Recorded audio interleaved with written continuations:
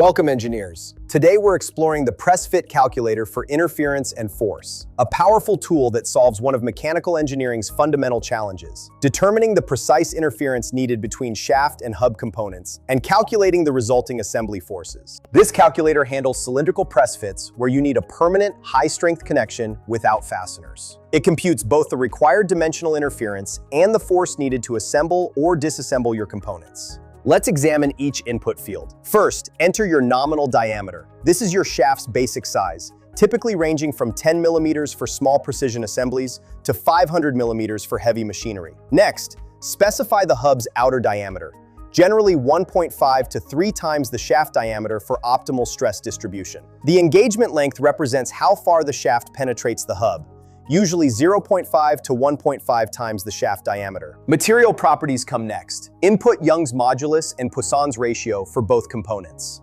Steel typically uses 200 gigapascals and 0.3, while aluminum uses 70 gigapascals and 0.33. Finally, enter your desired interference, the diametral difference between shaft and hub before assembly. Here's a practical example. Assembling a steel shaft into an aluminum hub. Shaft diameter, 50 millimeters. Hub outer diameter, 100 millimeters. Engagement length, 60 millimeters. Steel properties, 200 gigapascals, 0.3 Poisson's ratio. Aluminum properties, 70 gigapascals, 0.33 Poisson's ratio. Desired interference, 0.05 millimeters.